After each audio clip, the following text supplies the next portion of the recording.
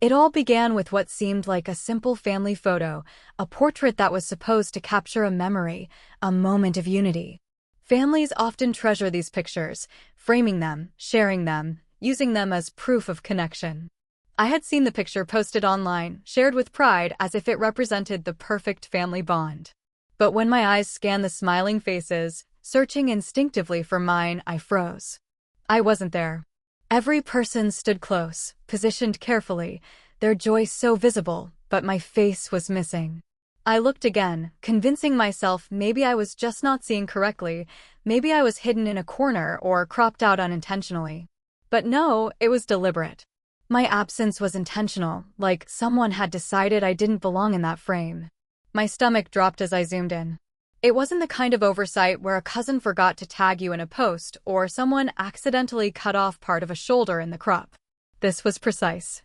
Everyone else was centered and perfect, and my presence had been carefully erased.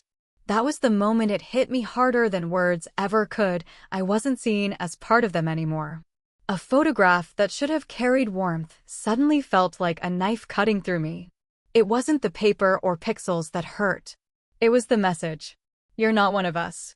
I sat there staring at the screen, my heart beating faster, remembering every small thing that had led to this. The little dismissive comments, the times I had been left out of plans, the way conversations quieted when I entered the room. I always told myself those were coincidences, that maybe I was just imagining things. But a family portrait is supposed to be undeniable. It's supposed to be proof of togetherness, something you can't argue against. Yet here it was, proof of the opposite. It reminded me of when I was younger, standing in the background during family events, waiting for someone to call me closer, to include me in their laughter. Sometimes they did, sometimes they didn't, but I always thought that was normal. I thought maybe that was just the way things were in families, that not everyone got equal attention. But as I grew older, those little gaps began to feel wider, and those silences started carrying weight. And now, this portrait was the clearest sign I could have ever been given. I imagined the process behind it. Someone sat at a computer, looked at the original picture with me standing there, and decided I shouldn't be part of it. They didn't just leave me out by accident, they edited me out on purpose. That thought made my chest tighten, because it wasn't about aesthetics, it wasn't about space. It was a choice. A deliberate act that carried more meaning than words ever could. I thought about the people who had smiled during that photo, standing close to each other, probably thinking about how nice it would look on the wall or on social media. Did they realize I wasn't there? Did they notice and choose not to care? Or worse, did they feel relieved that I wasn't included? The questions burned in my head, and no matter how I tried, I couldn't shake the image of that missing piece where I should have been. I tried to tell myself maybe it didn't matter, maybe pictures are just pictures. But the truth is, portraits are symbols. They capture the people who matter, the ones who are considered important enough to stand side by side, immortalized in a single shot. Being excluded from it wasn't just about missing a photo. It was about being erased from the story of my own family. The more I looked at it, the more memories surfaced, holidays where my presence felt like an afterthought, birthdays where my seat at the table seemed less important, moments where love was spoken but not always shown. This cropped portrait pulled all of those moments into focus, almost like the missing space was highlighting everything I had ignored for so long. And as I stared at it, I realized this wasn't about one single photo. It was a lifetime of quiet exclusions coming together in one undeniable proof. They had found a way to say out loud what they never dared to tell me directly: "You're not one of us." Do you want me to keep the same slow burn, emotional build-up style for keynote number 2 as well, expanding it into another 700 words? It wasn't just about being missing from a single photograph, because a photograph, in its rawest form, is only paper, pixels, and colors arranged in a frame. What unsettled me wasn't the absence of my face, but the meaning behind that absence, the silent message that carried far more weight than words ever could. A portrait is never just a picture. It is a declaration, a symbol of who belongs, of who is worth remembering, of who is seen as part of the circle. And by being removed from it, I was given the clearest message of my life, that I was not part of that circle. When people see family portraits, they see love, unity, shared memories. They hang them in living rooms to remind themselves of their roots, their bonds, their sense of belonging. Families treasure them because they show not just the individuals, but the strength of connection between those individuals. That's why my absence pierced deeper than any spoken rejection. Because being cropped out meant I had been silently declared an outsider, someone who didn't deserve a place in that symbol of unity. The more I thought about it, the more it became clear this wasn't just about an edited photo. It was about years of silence, years of being tolerated rather than embraced, years of standing close enough to feel the warmth, but never close enough to be invited into it fully. When I saw that empty space where I should have been, it was like every unspoken truth had finally been dragged into the light. It told me, more than anything else, that I had never truly belonged in their eyes. I thought of how people use photos to freeze time, to capture the joy of togetherness. But what happens when your existence is deliberately erased from that frame? It becomes more than exclusion. It becomes a rewriting of history. That photo would hang on walls, get passed down, be remembered, and years later when people looked at it, my absence would be unquestioned, as if I had never even been there. That's what terrified me most, the thought of being erased not just in that moment, but in the narrative of the family story. It was the meaning behind that erasure that broke me open. It wasn't a clumsy mistake. It wasn't about fitting everyone into the picture. It was a decision, cold and intentional, to take me out. And in doing that, they told me exactly where I stood. On the outside. Always on the outside. That realization kept me awake at night. Because photographs are simple, yes, but they carry truths. You can fake a smile for the camera, but the people who stand beside you in that frame are the ones who are considered worthy of being remembered. If you are absent, the silence of that absence screams louder than anything else. And my absence screamed to me that I was unwanted. I remembered all the times I convinced myself it was in my head. When I noticed small gatherings I wasn't invited to, conversations that stopped when I walked into the room, celebrations where my role was reduced to a shadow. I had always found excuses. They must have forgotten to call me. Maybe I was just busy. Perhaps it was nothing. But the cropped portrait shattered every excuse. It showed me that it wasn't nothing, it was everything. It was years of distance finally crystallized into an image that would live on, an image where I was never supposed to exist. The more I thought about it, the heavier the meaning became. A family picture is supposed to be an anchor, a reminder that no matter what happens outside those walls, you have people who claim you, who hold you, who consider you their own. By being left out, I wasn't just missing from the portrait, I was missing from that promise. The promise of family. And the truth of that realization was like a weight pressing against my chest. Because at the end of the day, the portrait wasn't just a picture of them. It was a mirror reflecting back to me the reality I had been too afraid to accept. That in their hearts, I was already gone. Do you want me to move forward with keynote number 3 in the same emotional, storytelling build-up style, expanded into 700 words too? There had been signs long before that photograph, small signals scattered across the years, moments that seemed insignificant at the time but gained weight when I looked back at them. They weren't loud, they weren't explosive, they didn't come in the form of shouting matches or dramatic disownments. They came quietly, almost invisibly, in the way I was overlooked, the way I was treated as if I were present but not fully seen. It started with things most people wouldn't even notice. A family dinner where my voice was drowned out, not out of malice, but because no one cared to listen long enough. Holidays where gifts were given thoughtfully to others, but mine felt like an afterthought, something picked up at the last minute. Times when photos were taken, and I was asked to move slightly to the side, always just a little outside of the frame. At first, I thought it was nothing more than coincidence.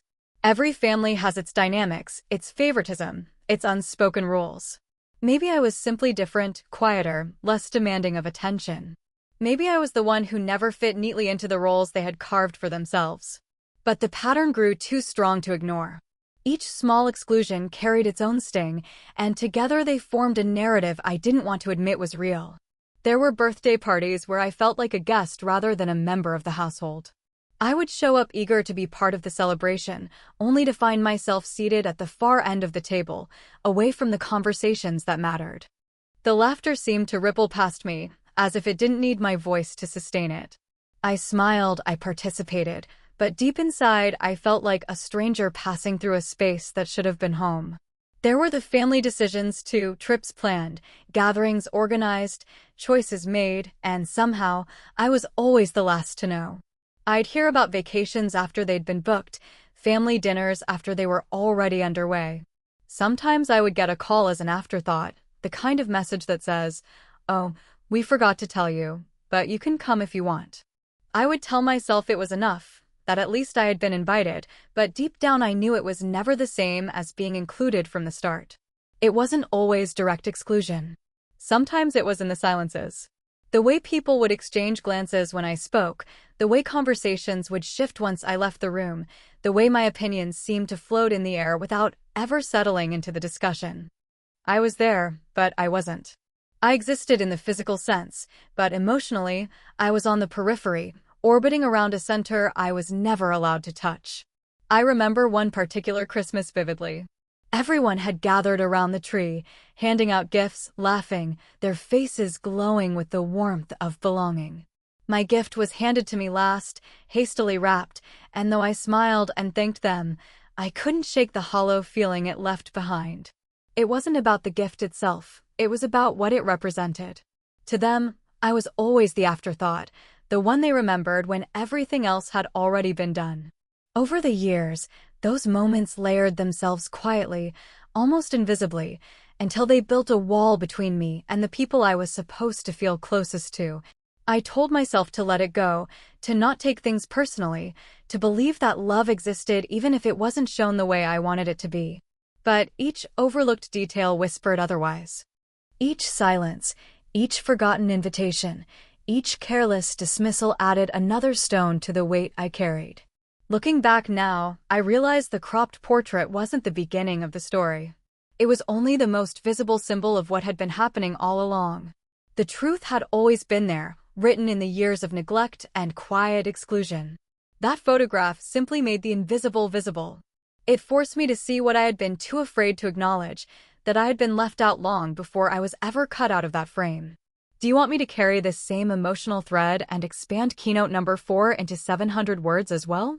There comes a point when silence becomes heavier than words, when carrying the weight of being ignored turns into something unbearable.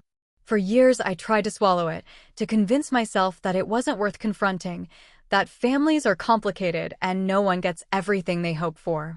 I told myself to be grateful for the moments I did have, even if they were half-hearted. But when I saw that photo and the way I had been erased so carefully, the years of small cuts suddenly came together, and I knew I couldn't keep pretending anymore. That moment became my breaking point. It wasn't anger at first. It was a strange kind of clarity, as though all the noise in my head had finally gone quiet. I wasn't imagining things. I wasn't being dramatic. The proof was right in front of me. And in that clarity came the realization that if I didn't speak up, if I didn't show them how much damage they had done, they would continue believing their actions had no consequences. They would continue rewriting the story until even I started doubting my place in it. I started replaying memories in my mind, each one heavier than the last. Times when I had gone out of my way to be there for them, sacrificing parts of myself just to earn a place at the table, only to be brushed aside when it no longer suited them. The effort I put in was invisible, unacknowledged, like it never mattered. The cropped photo wasn't just about exclusion, it was about every sacrifice that had been taken for granted. It was the final straw that made me realize that silence was no longer protection, it was surrender. That night, as I sat staring at the image, my hands trembled with something I hadn't allowed myself to feel before. Not just hurt, not just disappointment, but resolve. A deep, aching resolve that I could not stay in this role forever. I could not be the invisible one, the afterthought, the name that never quite made it into the picture. If they had drawn a line, then I had to decide whether I would accept my place outside of it or finally push back against it. The days that followed were filled with unease. My interactions with them felt sharper, more fragile, like every word carried the weight of everything left unsaid. I noticed details I had ignored before, the way conversations slid past me, the lack of curiosity in my life, the perfunctory gestures that felt more like obligations than genuine care. For the first time, I didn't dismiss those details. I let myself feel the sting of them. I let myself admit that this wasn't love in the way I deserved to know it. Breaking points are strange because they rarely come with explosions. Sometimes they arrive in the quietest ways, in the stillness of a person realizing they can no longer bear what they've been carrying. That was my breaking point. It wasn't about shouting or demanding explanations. It was about finally seeing the truth with open eyes and understanding that I had to act, even if my voice shook, even if my hands trembled. I began to think about what confrontation would mean.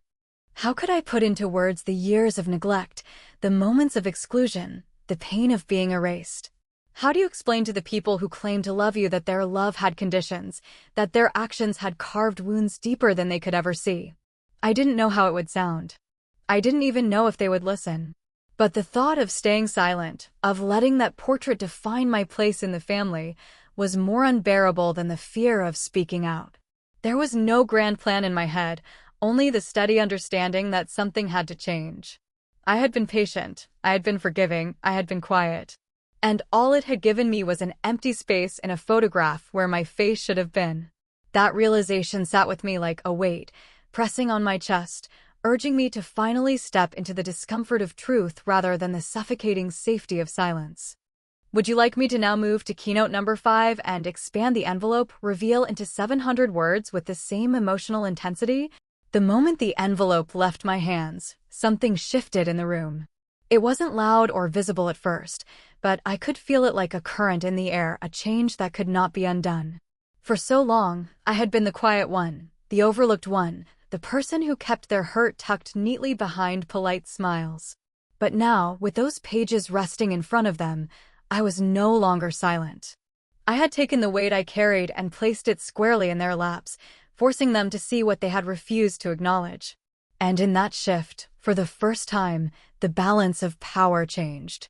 I had always been the one on the outside, waiting for approval, waiting to be included, waiting for the smallest scraps of affection to remind me that maybe I still mattered. I lived in that waiting space, telling myself it was enough, telling myself that if I tried harder, maybe I would be drawn closer to the center. But when I handed them that envelope, I stopped waiting. I stopped asking. I claimed my voice in a way I never had before, and in doing so, I unsettled the roles we had all been playing for years. Their faces told me everything. Confusion at first, then unease, then something I had rarely seen before, hesitation. They didn't know what those pages would reveal, but they knew enough to understand they were not in control of the story anymore. For years, they had written me out, cropping me out quietly, with little acts of exclusion that they thought went unnoticed. But now, I was the one writing. I was the one deciding what stayed in the picture and what didn't. That realization alone was powerful because it meant they had to sit with the truth instead of brushing it aside. I watched my father's jaw tighten, his fingers gripping the edges of the paper a little too firmly. My mother's expression softened, but not with comfort, more like the weight of guilt was pressing down on her. They were used to holding authority, to dictating how things would be remembered, but the letter stripped that authority away. It laid bare the cracks in the foundation they had built, cracks I had been forced to live with in silence. And now they had to face them because I had put them in black and white, undeniable and unignorable. For me, the shift wasn't about revenge or punishment. It was about reclaiming something that had been taken from me for years, my right to be seen, to be heard, to be acknowledged. By giving them that envelope, I wasn't just confronting them, I was reclaiming myself. I was telling them that they no longer got to define my place, that I wasn't going to accept being erased without a fight. It was the first time I felt like I was standing in the center of the frame instead of hovering at its edges. The silence that followed was heavy, thicker than any silence I had experienced in that house before. It was the kind of silence that carried questions no one wanted to say aloud, the kind that pressed down on everyone in the room. They didn't reach for easy excuses, not right away. They didn't laugh it off or try to diminish what I had done. And in that stillness, I realized the shift was not only happening within me, it was happening within them too. For the first time, they had to confront me as someone who demanded space, someone who would no longer accept being invisible. I didn't know what they were thinking in that moment, but I knew they felt it.